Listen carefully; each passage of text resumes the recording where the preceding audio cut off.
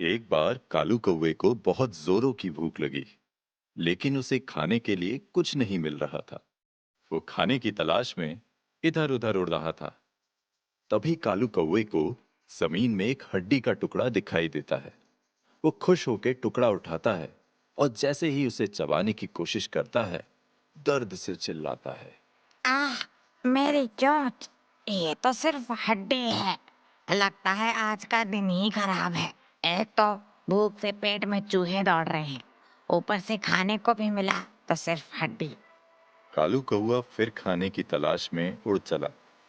कुछ दूर जाने के बाद उसे एक रोटी का टुकड़ा जमीन पर पड़ा दिखाई दिया। अरे वाह! लगता है आज का दिन उतना भी खराब नहीं। खाने का इंतजाम जो हो गया। कालू कौआ जैसे ही रोटी के पास जाके उसे अपनी चोंच से उठाने जाता है, तभी अचानक से एक चील वहां उड़ता हुआ आता है और रोटी का टुकड़ा उठा के चला जाता है। कालू कौए की चोंच रोटी की जगह जमीन से टकराती है और वो दर्द से चिल्लाता है। आह! मेरी चोंच! आज सब मेरी चोंच के पीछे ही पड़े हैं। रोटी भी गई चोंच से। अब तो भूखे ही रहना पड़ेगा। कालू कौआ फिर से खाने की खोज में उड़ता है। वो इधर उधर बहुत खोजता है, लेकिन उसे कुछ नहीं मिलता।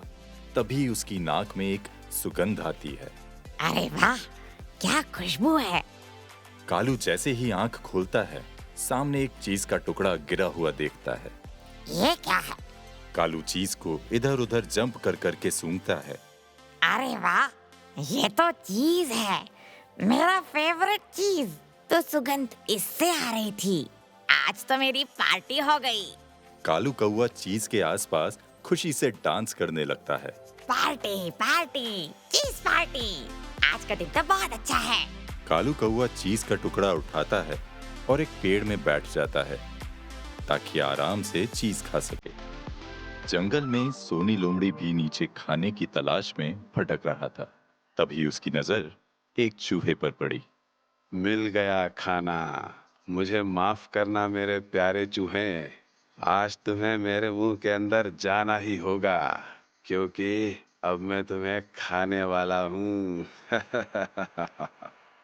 सोनी लोमड़ी चूहे के पीछे भागता है, लेकिन चूहा जल्दी से भाग के एक टीले में बने अपने बिल में घुस जाता है। सोनी लोमड़ी टीले से टकरा कर नीचे गिरता है। चूहा बिल से अपना मुंह निकालकर उसे चिढ़ाता है। क्या हुआ लोमड़ी भाई? तुम तो एक चूहे से हार गए। अगली बार और तैयारी करके आना। लोमड़ी चूहे को गुस्से वाला लुक देता है। चूहा उसे चिढ़ाते हुए अंदर चला जाता है। सोनी लोमड़ी दुखी हो गया, क्योंकि उसे बहुत तेज भूख लगी थी। वो दुखी होकर खाने की तलाश में आगे चलने लगा। तभी उसे कालू कौवे की आवाज सुनाई दी और आवाज सुनकर वो इधर उधर देखता है। ये आवाज कैसी? लगता है खाने का इंतजाम हो गया। खाना कहीं आसपास ही है। सोनी लोमड़ी इधर उधर देखता है, लेकिन उसे कोई नजर नहीं आता। तभी उसकी नाक में चीज की खुशबू पड़ती है। वाह, क्या सुगंध है। सुगंध इतनी अच्छी है तो खाना कितना स्वादिष्ट होगा। ये सोच सोच कर ही मेरे मुंह में पानी आ रहा है। सोनी लोमड़ी सुगंध का पीछा करते करते उसी पेड़ के पास पहुंच जाता है, जिसमें कालू कौवा अपनी चोंच में चीज का टुकड़ा पकड़ के बैठा था। सोनी लोमड़ी की नजर कालू कौवे पर पड़ती है। वाह, चीज! ये चीज तो किसी भी तरह मुझे खाना ही होगा।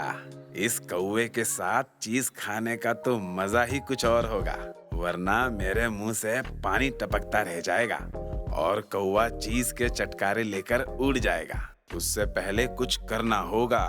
सोनी लोमड़ी चुपके से पेड़ के पीछे जाता है और जोर से जंप मार के पीछे से कालू को पकड़ने की कोशिश करता है, लेकिन कालू तक पहुंच नहीं पाता और धड़ाम से नीचे गिरता है। चीज को पाने की सोनी लोमड़ी की कोशिश काम नहीं आई, क्योंकि कालू कौवा बहुत ऊपर बैठा था। ये देख सोनी लोमड़ी चीज को खाने की कोई और तरकीब सोचने लगा। तभी उसे एक आइडिया आया। वो कालू के पास गया और उसकी तारीफों के पुल बांधने लगा। सोनी लोमड़ी पेड़ के सामने कालू के पास जाता है। कालू मेरे दोस्त, तो वो तुम हो? वही मुझे लगा कि इस जंगल में इतना सुरीला गाने वाला कौन है, और उस पेड़ पर बैठे तुम कितने जच रहे हो। ऐसा लग रहा है जैसे जंगल का राजा अपने ऊंचे सिंहासन में बैठा हो और तुम्हारी आवाज तो गुड़ से भी मीठी है, जिसे सुन मैं खुद को रोक ही नहीं पाया। क्या? मेरी आवाज? इस बात पे तो मैंने कभी ध्यान ही नहीं दिया। कालू विजुअलाइज करता है कि वो राजा के सिंहासन में क्राउन पहन के बैठा है और गाना गा रहा है और तालियों की आवाज आ रही है। अब सोच क्या रहे हो कालू? जल्दी से एक गाना सुनाकर मेरे कानों को तृप्त कर दो। अब मुझसे और इंतजार नहीं हो पाएगा।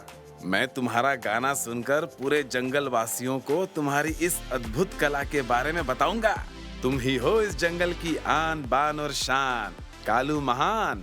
अब तो इसे गाना सुनाना ही पड़ेगा, तभी तो जंगल में मेरी इस कला का पता चलेगा।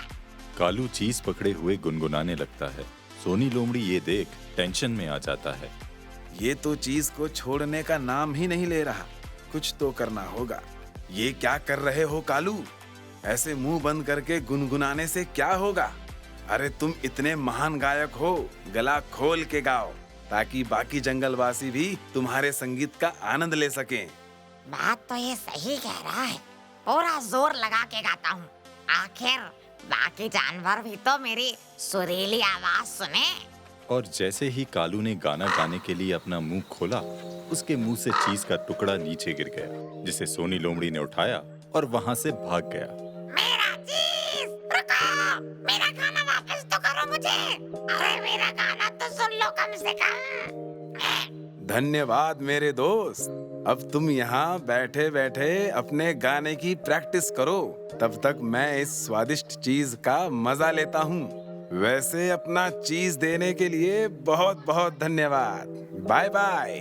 सोनी लोमड़ी वहां से चला गया और कालू को समझ में आ गया कि सोनी ने उसकी तारीफों के झूठे पुल बांध के बड़ी चालाकी से उसे बेवकूफ बनाया उस चीज के टुकड़े के लिए।